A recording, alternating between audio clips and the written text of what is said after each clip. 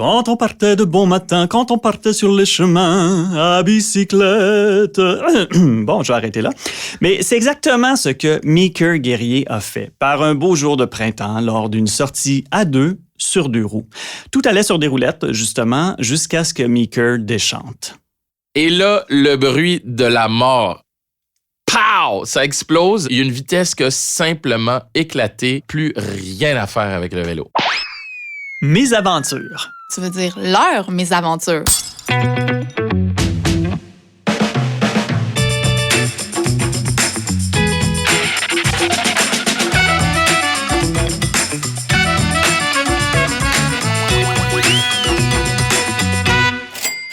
Meeker, salut. Salut, Frédéric. Je te présente Mathilde Roy, journaliste à Protégez-vous. Salut, Mathilde. Allô, Meeker. Salut. Meeker Guerrier, on peut te voir commenter l'actualité comme chef d'antenne sur Nouveau, commenter les sports également à RDS. On peut donc t'imaginer homme informé et sportif, et aussi un homme de famille également, de famille qui se déplace en vélo. Quel genre de consommateur es-tu? Je suis le type de consommateur très émotif, mais en même temps très réfléchi dans le sens où il y a des trucs que j'achète tout simplement pour l'émotion que ça me procure. Les chaussures, par exemple, j'en ai des tonnes, mais ça, c'est vraiment des souvenirs d'adolescents. En fait, en bon québécois, c'est un trip d'ado. Meeker, j'ai pensé à quelques jeux de mots pour essayer d'introduire ton histoire, une histoire qui déraille, une histoire dans laquelle on ne voudrait surtout pas se casser le bicycle comme consommateur, mais je pense que je vais simplement te laisser la raconter, ta mésaventure à vélo. Écoute, on s'est acheté des vélos parce qu'on s'est dit, ce serait le fun de se déplacer. Il y a des belles pistes cyclables à Montréal et on pourrait sortir de la ville un peu plus. Donc, on s'achète des vélos, on décide de partir à Tremblant pour un week-end, embarque sur le vélo, pédale et là, en changeant les vitesses, je suis comme clac, clac, clac, clac. Je suis comme, voyons, à chaque fois, genre, il y a un bruit, genre clac, clac, clac, clac, clac. Je suis comme, voyons. Là, ma blonde, elle me dit, elle est en avant, puis elle me dit, quand tu changes tes vitesses, c'est pas comme ça, là, arrête, là, t'es en train de forcer le vélo. C'est pas moi, là, je suis capable de changer des vitesses de vélo. C'est un vélo là. neuf, là, aussi. C'est un vélo neuf, OK? Mais Mm. en plus, le vélo a été vraiment compliqué à trouver parce que, vous le savez, pénurie. Exact. Donc, je suis retourné chez le commerçant à plusieurs... On le harcelait littéralement. Non seulement on l'appelait, des fois on s'arrêtait. « Ouais, comment ça va, Alain? Apporte des Dis-moi. muffins. Ouais, c'est ça. Avez-vous reçu d'autres... Non, ça va arriver telle date. OK, parfait, on attend. Finalement, les vélos arrivent et j'ai pogné le dernier vélo à ma taille. J'ai même une ancienne collègue de Radio-Can qui est rentrée dans le magasin littéralement 5 minutes après moi. Puis monsieur dit, ah non, il nous en reste plus. J'ai fait comme... C'est Meeker qui est parti avec? Non, mais elle était là, on s'est vu, puis j'ai pris le dernier, je crois. Mais Et t'as là, pris le dernier citron, peut-être, là. ouais, mais C'est ce qui attends, s'avère. écoute l'histoire justement, parce qu'après, quand mes aventures est arrivée, elle s'est mise à se moquer de moi en se disant, ben, tu vois. Le karma. Voilà. Donc, vélo, on est rendu à Tremblant, embarque sur le vélo, tente de changer de vitesse, ça marche pas super bien. Je suis comme, voyons, il y a quelque chose qui marche pas bien. Et là, pédale, clac, à un moment donné, ça lâche. Mais j'ai aucune idée qu'est-ce qui lâche. Là, je regarde, je pédale dans le vide, décide de m'arrêter. Ma blonde est rendue là, tellement loin. Et là, j'essaie de rembarquer ma chaîne de vélo. Là, je suis comme, là, je comprends pas ce qui se passe et tout. Ma blonde revient 5 minutes après. C'est un monsieur qui passait qui me dit, je pense que ton ami y est pris en bas de la côte. Je suis comme, ben oui, hein? Fait que là, fini par remettre la chaîne. Et moi, de mes petites mains délicates, je veux pas me salir, donc je prends une petite branche de bois pour le remettre. Ma blonde est comme, ben voyons, toi, pogne ses mains, arrange ça, rembarque sur le vélo, pédale. Là, j'essaie encore de changer de vitesse. Voyons, qu'est-ce qui se passe? Et là, le bruit de la mort. Pow! Ça explose. Là, il y a Il y a du feu. Non, quasiment, il y a du feu, mais il y a un petit disque qui a éclaté. Il y a une vitesse qui a simplement éclaté. Elle s'est brisée en deux. Et Tu là, parles des pignons, là, à l'arrière? Exactement. Plus rien à faire avec le vélo. Mais Là, genre, t'es pris au milieu de nulle rien. part, là, sur une Mais là, piste c'était pas cyclable. si pire. On était comme à quelques kilomètres, là, peut-être comme 3 kilomètres de Ok. notre hôtel. Là. Pas la fin du monde, parce qu'après... Mais essaye de pédaler, toi, un vélo où il n'y a plus de vitesse. Ouais. Fait que c'était pas le fun, il n'y avait rien à faire. On est revenu à pied. Fait que là, quand on montait les côtes, ben, il fallait que je monte à côté de mon vélo. Quand on descendait, je rembarquais sur le vélo, puis là, je redescendais. On avait vraiment du fun. Ben, tu On sais, la a ri. draisienne, c'est une invention magnifique. Ouais, c'est ça. Mais on a eu du fun. Mais je suis retourné le faire réparer une première fois. Ah non. Ben Il y a oui. une suite à cette mésaventure. Parce que une fois réparé, bon, il me le répare, tout va bien. Tu sais, super bon service, tout le kit. Et là, on décide de retourner faire du vélo. Pas à Tremblant, j'espère. Non. Heureusement, on était à Montréal. Et là, encore un problème de vitesse. Encore le même problème. Cette fois, au moins, la vitesse n'a pas explosé entre mes mains. Mais je suis retourné, puis là, il me dit, OK, ouais, à ton poids, j'étais pas certain. J'ai comme un peu tiré l'élastique. Mais là, on va te changer la roue au complet. Je vais te mettre quelque chose de beaucoup plus solide. Mais voyons, je veux dire... Ouais. Tu es grand et athlétique, là, mais... Non, tu peux pas dire que je suis grand et athlétique. Je suis grand et costaud. Costaud. Fait que, athlétique, ça, c'est... Oui, mais un vélo, quand même, c'était pas un vélo d'enfant, là. Non. Bon. Puis, tu sais, c'était un vélo hybride, genre de route pour la ville, là, pas une grosse affaire. Mais en tout cas, donc, finalement, on a changé complètement à la roue du vélo. Jusqu'à maintenant, tout va bien. Il tient encore. Ah là là. Hey. Mathilde, quand on a un appareil ou comme un vélo flambant neuf qui nous casse dans les mains comme ça, qu'est-ce qu'on fait?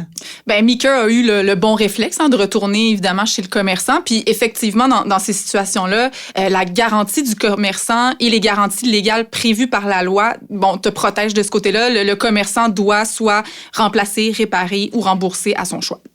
Ben, c'est exactement ce qu'il a fait. Ça n'a pas été problématique. Non, mais on s'est posé la question parce que, tu sais, on parlait de vélo, famille, etc. On a acheté aussi un banc pour la petite, mais un banc sans le porte-bagages en arrière. Donc, il est un petit peu dans le vide, mais la petite est un peu trop lourde. Donc, ça frotte sur le garde-boue qui frotte sur la roue. Et là, ma blonde est comme, faudrait que j'y aille. Puis elle n'a pas été. Puis là, ça fait un bout. Et là, je me dis, faudrait qu'on y retourne quand même parce que c'était tellement pas adéquat. La petite est beaucoup trop lourde pour ça. Mais là, c'est depuis, ça. elle a pris du poids encore en plus. en plus, puis on l'a acheté au printemps dernier. Ouais. Donc, tu sais, ça fait pas super longtemps, mais ça fait assez longtemps que je me sens mal d'y retourner. Fait qu'on va peut-être le vendre. Mais je reviens sur les muffins, c'est peut-être une bonne idée d'amener des muffins. Mais ça veut dire que c'est important de trouver un commerce avec qui on a un lien de confiance quand même, puis un commerce... on va dire, qui peut nous servir en français. Moi, à la base, j'aime beaucoup dépenser de l'argent autour de chez moi. Ça peut avoir l'air un peu ridicule, mais le fait qu'il y ait une proximité avec le commerçant, qu'il me connaisse, il connaît ma blonde, ma fille, on discute, puis si tu as un problème, tu peux aller le voir, tu te sens un peu moins mal. Puis l'idéal, évidemment, c'est qu'il parle ta langue aussi. Parce que le commerce de proximité, c'est une chose, mais si vous vous comprenez puis ça se passe en français puis que tous les deux, on est francophones, c'est sûr que c'est beaucoup plus facile pour les subtilités, surtout dans des appareils comme un vélo que je connais très peu. Il y a plein de termes anglais pour nous parler des pièces et tout ça. Oui, non, c'est bon d'apprendre qu'il y a des termes francophones pour la mécanique aussi. Oui, tout à fait. Puis souvent, le mécanicien va prendre le temps de te l'expliquer aussi comme il faut. Puis moi, j'ai eu la chance justement d'avoir un commerce à proximité. C'est un cycliste en plus à la base, donc un expert qui a été capable de m'expliquer pourquoi mon vélo est brisé, pourquoi il va me le réparer, puis pourquoi il va pas me faire payer. C'est aussi important, en fait, dans les experts qu'on a consultés à Protégez-vous, ils conseillent vraiment d'aller dans des magasins qui sont spécialisés en vélo, aussi d'éviter d'acheter sur Internet ou dans les magasins grande surface, parce que ces vélos-là, c'est vrai qu'ils sont beaucoup moins chers, donc c'est intéressant pour ça, mais quand ils brisent, les pièces, malheureusement, se réparent difficilement. Donc, les mécanos sont un peu mal pris quand on leur arrive avec un vélo d'une grande surface. Donc, à quelque part, oui, tu as raison pour les raisons que tu viens de mentionner, mais aussi en termes de réparation. Ah, c'est intéressant. Réparabilité, c'est un mot qu'on entend de plus en plus, Mathilde. Oui, tu as raison. C'est quoi la réparabilité? L'Office de la protection du consommateur la définit comme étant le degré de facilité pour une personne de pouvoir réparer ou faire réparer ses biens ou appareils domestiques. Donc, concrètement, là, c'est quoi? Ça implique de regarder la disponibilité des pièces de rechange à un prix raisonnable, l'information technique et aussi la facilité à démonter et à remonter un appareil. Puis là, vous allez être d'accord avec moi, là, c'est bien beau tout ça, mais c'est assez difficile à appliquer, en fait, dans notre quotidien. C'est qu'on ne sait pas toujours au moment de faire l'achat. Il y a plein d'obstacles à ça, en fait, là, puis que ce soit nos téléphones, ta cafetière dont tu parlais. Souvent, les commerçants, même quand on les contacte, quand on leur dit que l'objet a brisé prématurément, ils vont opter pour le remplacement plutôt que la réparation. C'est plus facile, c'est plus rapide. Là. Est-ce que de consulter des spécialistes de la réparation aussi, parce que je parlais de ma machine à café, je l'ai amenée à un endroit où ils vendent des machines à café, mais surtout, ils en réparent. Ils ont un atelier qui est spécialisé, en fait, dans les réparations de machines. J'aurais pas le réflexe, moi, d'aller dans un commerce pour demander de le réparer. Je trouverais quelqu'un d'autre que le commerçant. Et peut-être aussi qu'un service de réparation peut te guider dans ton achat en te disant, ben ce type d'appareil, je sais que je peux le réparer. Ah, ben oui, c'est vrai y penser avant, dans le fond, là. Qu'est-ce qui se répare bien ou moins bien, là? Ben oui, tout à fait, hein, parce qu'avant même d'acheter un produit, là, c'est bon de voir justement c'est quoi la disponibilité des pièces de rechange, les possibilités de réparation. Puis, comme consommateur, si on veut opter pour la durabilité, ben c'est bien d'aller vers les fabricants qui proposent ces options-là. Ils sont pas nombreux nécessairement, mais ça existe. Puis on peut imaginer comme consommateur que plus on va faire cette démarche-là, ben plus les fabricants vont utiliser la réparabilité comme argument de vente, là.